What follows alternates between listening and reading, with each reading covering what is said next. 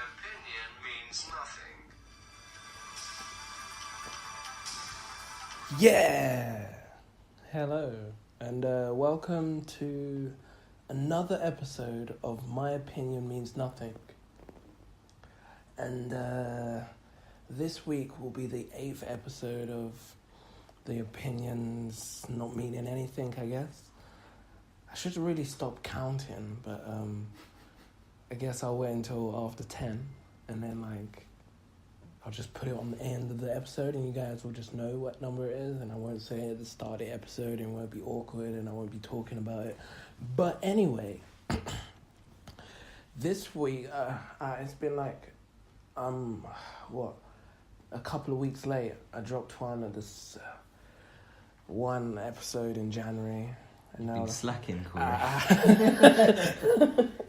I have been slacking, yeah, but I went away to Amsterdam last week with my good friend Philippe, who is joining me this week on the podcast. Hello, guys.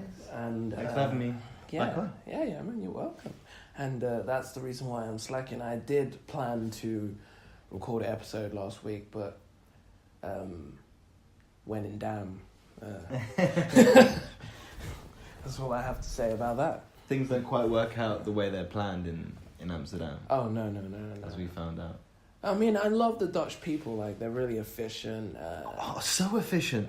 That's right. I've got to say it just so these guys actually get an understanding. If you haven't been to Amsterdam before, you get an understanding, right?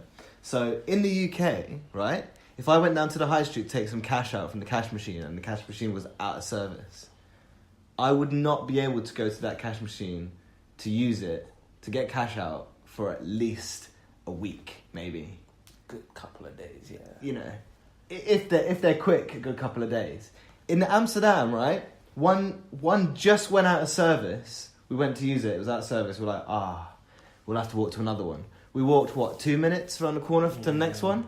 When we walked back past, so 4 minutes later, the machine was fixed. That's what I mean. Back up and running. People were drawing cash like it never went out of service. That's what I mean. I was confused. I was like, this can't be right. Same with the juice machine. Oh, yeah. Juice machine wasn't working in Albert Heijn's. And then Big up Albert Heijn's. Big up Albert Heijn's is the best. There's another one in Amsterdam. It's V something. It's red. Yeah. But then there's Albert Heijn's, and it does the freshly squeezed orange juice every day, all day. You can buy it any size, different prices. I think the biggest bottle was €3.99. Yeah, and it was.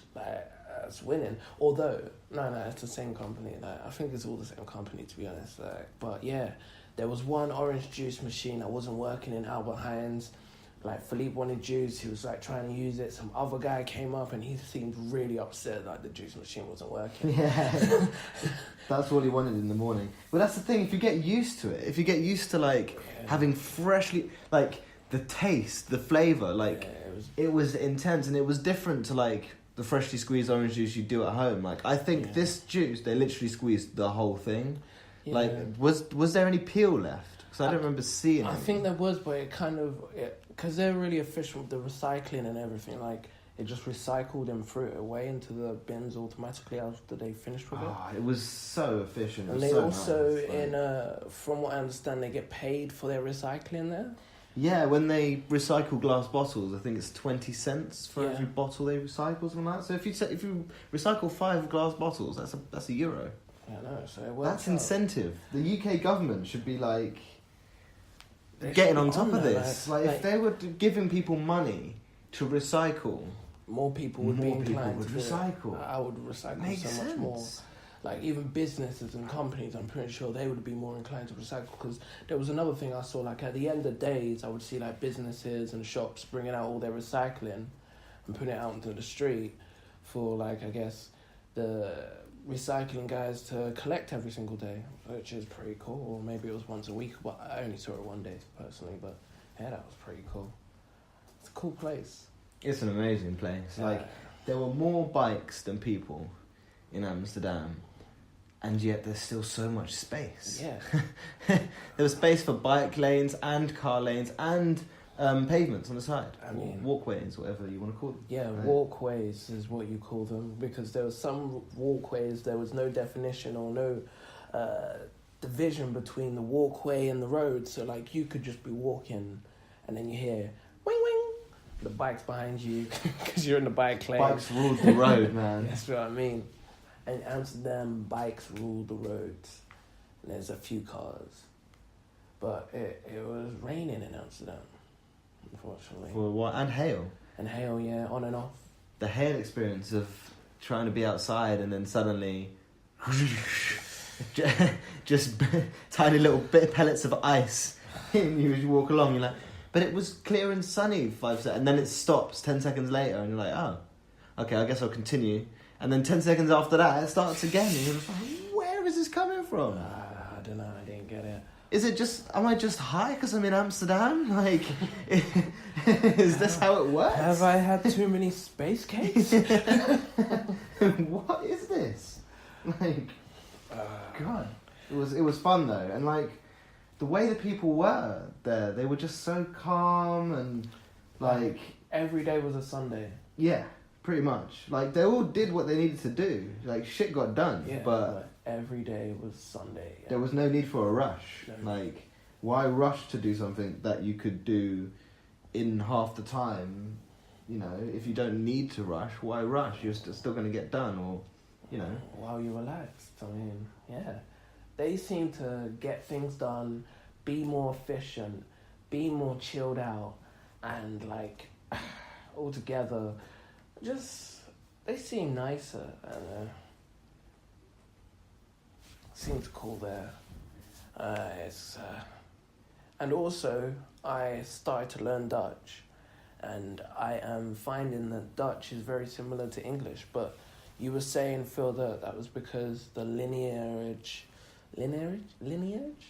of English comes from something similar to Dutch, was it?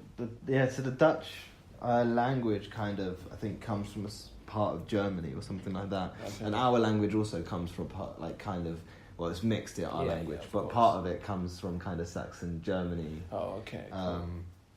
So if I'm not correct about any of this and someone's listening to it, please comment and just correct me, because I'm not 100%. But yeah, that's why I think there's quite a few links. Like, if you kind of gather things quite quickly, like Straat was street, so you kind of like, you know, something Straat, or this and this Straat, you know, that's the street, and then hello was kind of similar, and you know, there were certain words that were the same. Or they sound the same. Yeah. So it was easy. It was nice to like kind of understand, but not at the same time. If that makes sense. That was cool. Made you work to understand. Yeah, definitely worth it. And man, what else can I say about Amsterdam? Beautiful women. Yeah. Yeah. Of course. Yeah. Like. Yeah, very, yeah. That's. They're so friendly as well. Yeah, very like, friendly. So friendly. Oh my god, unbelievable. And the cheese was amazing there as well. I know. Oh, did I try Amsterdam cheese? What did I have with cheese on it? I'm pretty sure you tried Dutch cheese. I'm pretty sure we had it. Yeah, somewhere. at some point. Hey man, Amsterdam is a hell of a you place. You bought some cheese, didn't you? Yeah, I did buy some cheese. Yeah. The Edam cheese, yeah. Yeah, that's Dutch cheese. Yeah, true. Dutch cheese, man. It was really good. Like, shout out to Loser as well. Yeah, Loser juice. Like, I don't think we get it here in the UK, or I haven't seen it anywhere. But if you've been to Amsterdam, you've been to coffee shops, you'll know what Loser is. It's the best. The nicest juice. Oh my god! Like, there were so many flavors as well. I know. So many flavors. You can buy them on Amazon. All right. I know you can buy anything on Amazon nowadays. That's true. Did you hear about what Amazon I think it is on Monday, Amazon are opening their first ever Amazon Go store. Amazon Go? Yeah, it's like this fully... Well, there's no, like, you know, like servers like in regular supermarkets where there's people that serve you, or even a self-service checkout. All you do in Amazon Go is, like, you check in with your phone, and then you walk around. If you pick up an item, it knows if you've picked up an item, and if you put it back, it knows if you've put it back. And then you can basically just pick up the item that you want, then walk out with it, and it automatically charges your Amazon account as you leave. This is going to spark some dodgy people now who's going to try and fool the system. This is how UK works, especially like London. You know it's going to happen. Oh, it hasn't come to London yet. It's starting in Seattle. Yeah, that's why. Try out somewhere else first, because they know if they do it in London, there'll be one guy who goes, "Oh yeah, I figured out that the PS4 is the same shape and weight as this item, who's only worth £10. So what I'm going to do is I'm going to pick up and switch the items, yeah? I'll pick one up so it knows I got a PS4, it knows I got this cheap item. Then I'll put the cheap item back down in the PS4 section so it thinks I put the PS4 back. And I'll just keep it moving." I'm sure Amazon have a loophole. Yeah, they will have a way. They've got to have people though, surely, somewhere in that shop. I assume maybe like people like just in case things go down, but like maybe like a couple of people to customer service people to speak to, but other than that, it's just literally the thing that you enter in the beginning, scan your phone, but apparently from what a video I was watching, they were saying that they don't really judge on like, so it's not a thing where they track your phone location. It's kind of more of a thing where it's like a check-in, so they kind of can know it's you or anyone that you've checked in with you is picking up an item. Okay. So no. Yeah, so like say for example, you and another friend comes into Amazon, into the store, you have to check in each person and then it will know if anyone within your party, I guess, has picked up an item and added it, and then they automatically add that to the basket. Oh, so you can have a group. Yeah. So you can go to family and your kids can pick up something, you can pick up something. That's going to become dangerous though. When the kid starts grabbing 3, 4, 5 items, you don't realise he's grabbed, put it in his pockets and walked out, and you turn around and your bill's a couple of grand and you're like, what the hell? He picked up some limited edition this and a limited edition collector's item this. Do you know how peak that would be? And there's no return in it. No. Like, once you pick, well, there must be a return policy. There must be some, well, on certain items, but it's mainly grocery stuff, because like like Amazon acquired a groceries company because they've got like the Amazon Fresh stuff now on the website. So I think it was don't quote me on the number, but it was some sort of $1 billion groceries company that they acquired, and it's working for them. They also have a link with Morrison's, I think. Okay. Oh wow. I'm not too sure. I think they have a link with someone, but they sell you can buy like fresh food from Amazon now and stuff. Fresh food. Yeah. Delivered to you. Delivered to your house. Yeah. So you don't actually need to go to Sainsbury's deliveries or Asda deliveries or anything like that. Not at all. You can just go to Amazon, buy your food, buy your games, buy everything. Wow. Basically, Amazon is a one-stop shop for everything. Well, that's what they say, because I remember when I was working in Sainsbury's, the one thing they said was like, a lot of people, if they know that you don't have something available in your store, they just won't buy their shop, because they'll go to somewhere where they can get it. Exactly. So if you're shopping online for Amazon, say for your gift for Auntie Susan, and then you suddenly realise, oh shit, I need some milk tomorrow morning. Oh, Amazon also do milk. Might as well add that to my cart. That will be delivered tomorrow morning. Oh, wait a minute. That new PS4 game was coming out.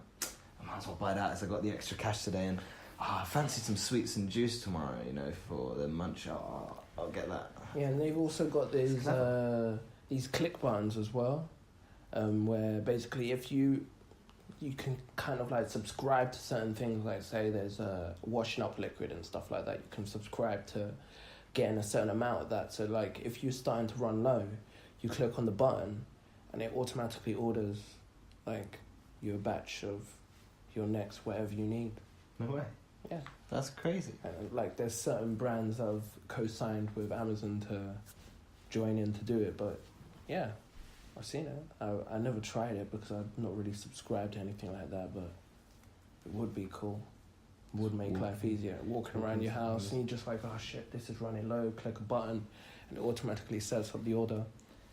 There was a Samsung fridge. Yeah. A few years ago it came out and it linked up to your phone, basically, if you had a Samsung device.